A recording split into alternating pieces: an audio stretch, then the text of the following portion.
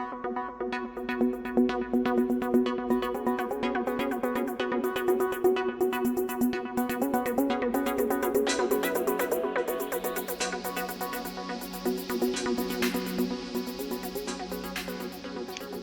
chào các bạn đã quay trở lại với kênh YouTube Ông Kính Đọc Truyện TV.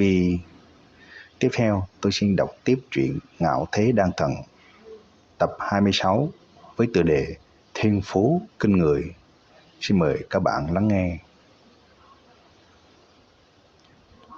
Trầm Tường hơi sững sờ, ngưng mắt nhìn khuôn mặt của Tô Mỹ Giao.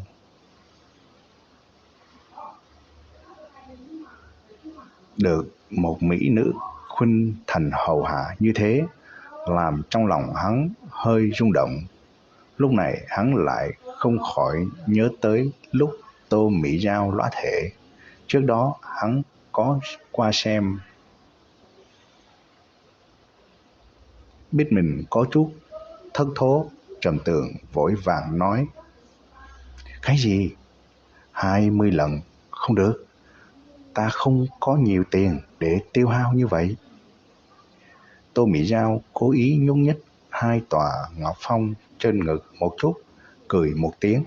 Tiểu tử, người suy nghĩ lung tung đối với ta thật không có cái gì, nhưng ngươi loạn tưởng đối với sư tỷ, vậy ngươi có thể sẽ xui xẻo.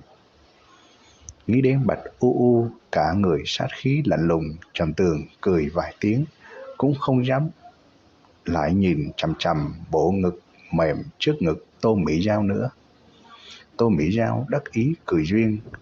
Trầm Tường nghỉ ngơi hơn một canh giờ, đồng thời nghe Tô Mỹ Giao giảng giải tâm đắc nàng luyện Tẩy Tủy Đan. Nghỉ ngơi qua đi, Trầm Tường lại bắt đầu. Lần này so với hai lần trước đó đều nhanh hơn, chỉ là nửa canh giờ đã đến giai đoạn ngưng đan cuối cùng. Một bên đôi mắt đẹp của Tô Mỹ Giao lập lòe, nàng ngưng mắt nhìn Trầm Tường. Dưới cái nhìn của nàng, Trầm Tường không thể nào nhanh như vậy liền có thể luyện chế ra Tẩy Tủy Đan, nhưng hiện tại thật giống như một thằng muốn thành công loại thiên phú luyện đan này. Ngay cả bản thân nàng cũng cảm thấy bực bội. Nàng có thể nghĩ tương lai của Trầm Tường so với nàng còn muôn màu muôn vẻ hơn. Sư tỷ, thành mạch của chúng ta không cho sai người. Nam nhân này không có làm cho chúng ta thất vọng. Tô Mỹ Giao dùng thần thức truyền âm cho Bạch U U trong giới chỉ. Thanh âm lạnh như băng của Bạch U U dĩ nhiên mang theo ý cười hiếm thấy. Đó là tất nhiên. Trong chốc lát, Trầm Tường mở mắt ra, trên nét mặt tràn đầy kích động. Hắn mở lò luyện đan, sau đó quay đầu nhìn Tô Mỹ Giao nói: Mỹ Giao tỷ, ta thành công luyện chế ra Tẩy Tủy Đan rồi. Lúc này Bạch U U cũng từ trong giới chỉ đi ra, nàng cùng Tô Mỹ Giao như thế. Trong ánh mắt không che giấu nổi kinh hỉ, dù sao các nàng đem hết thảy hy vọng đều ký thác vào trên người Trầm Tường. Thấy Trầm Tường có thiên phú như thế, các nàng đương nhiên vui mừng không ngớt. Tẩy Tủy Đan bình thường đều là một lò có thể ra 3 hạt, Trầm Tường chỉ có thể luyện ra 2 hạt, nhưng hắn chỉ dùng 1 ngày thời gian liền thành công luyện chế ra. Chỉ có thiên phú cực cao mới có thể làm được như vậy. Điều này nói rõ Trầm Tường ở thời điểm luyện đan có thể sản sinh ra một loại năng lực nhận biết kỳ lạ, có thể cảm ứng được vi diệu trong nháy mắt nhưng ngưng đan kia. Do đó nắm giữ được bí quyết đó có thể làm cho hắn ở sau mấy lần thất bại liền thành công. Tô Mỹ Giao vuốt đầu Trầm Tường, miệng nhán như tơ mà nhìn về phía Trầm Tường cười nói: Hảo tiểu tử, không có phụ lòng kỳ vọng của ta đối với ngươi. Bạch U U cũng gật đầu nhìn Trầm Tường, con mắt lạnh lẽo trở nên nhu hòa hơn rất nhiều. Thấy hai người đại mỹ nhân cao cao tại thượng này có thái độ như vậy, trong lòng Trầm Tường rất đắc ý. Tuy lần này Trầm Tường có thể thành công, nhưng không có nghĩa là lần sau cũng sẽ thành công, cho nên hắn muốn thử luyện mấy lần. Hắn vừa từ mật thất dưới đất đi tới, đã nhìn thấy một thiếu nữ mặc váy ngắn màu tím ngồi ở trong tiểu sảnh.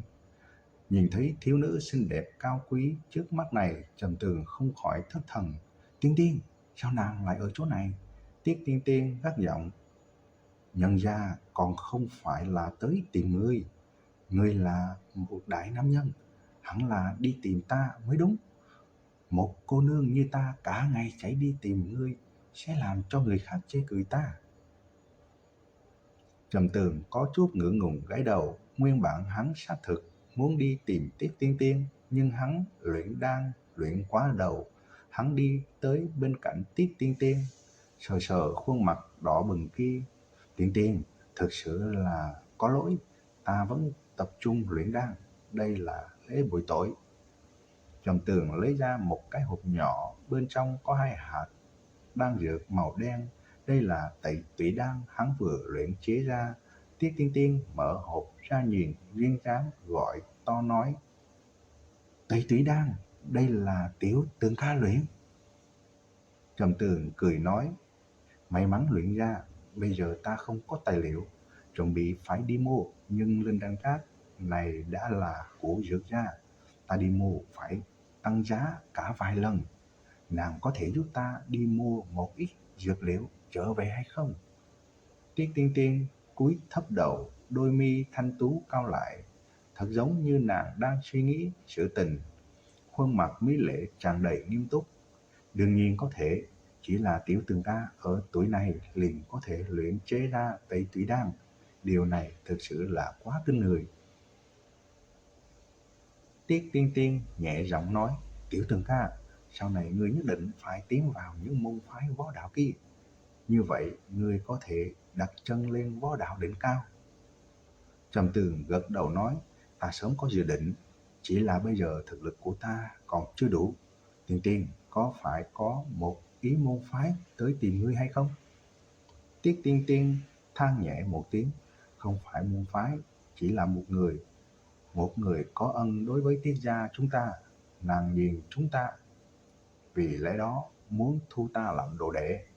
Hình như nàng cũng là người trong môn phái, cụ thể nàng không nói cùng ta. Ta rất nhanh liền phải đi theo nàng. Nói tới đây, Tiết Tiên Tiên một khuôn mặt không muốn. Trầm Tường vuốt ve mái tóc của nàng, cười nói, không có quan hệ, nơi đó là cái nôi của cường giả. Sớm muộn một ngày nào đó ta cũng sẽ đi. Nói xong, Trầm Tường lấy ra một tấm ngân phiếu đưa cho Tiết Tiên Tiên, đó là ngân phiếu 10.000 đại linh thạch. Tiết Tiên Tiên nhận lấy, nhìn hắn nở nụ cười ngọt ngào. Tẩy Tủy đan đối với ta không có tác dụng gì, ta giúp ngươi bán chuyển thành tài liệu, chở ta một lát, ta rất nhanh sẽ trở về thôi. Tiết Tiên Tiên rời đi, Trầm Tường vội vàng đi tắm rửa một chút. Hắn vừa tắm rửa xong đi ra, Tiết Tiên Tiên đã trở lại. Làm cho Trầm Tường bất ngờ chính là Tiết Tiên Tiên lại cùng một nữ nhân thành phục phong vận mặc áo trắng trở về. Nếu như không phải Trầm Tường gặp gỡ Bạch U U cùng Tô Mỹ Giao, hắn nhất định sẽ bị nữ tử này mê hoặc. Trung niên mỹ phụ trở về cùng Tiết Tiên Tiên, nàng có một khuôn mặt trái xoan, không chút phấn son, da dẻ trắng mịn, dĩ nhiên không kém phần với Tiết Tiên Tiên. Nàng tử như cười mà không phải cười, mắt phượng hàm uy mà nhìn về phía Trầm Tường, nhìn thân thể mềm mại không xương kia tản ra một cổ khí thế vô hình, khiến người ta cảm thấy nàng giống như là một thiên nữ cao cao tại thượng, có sức mạnh hủy diệt địa.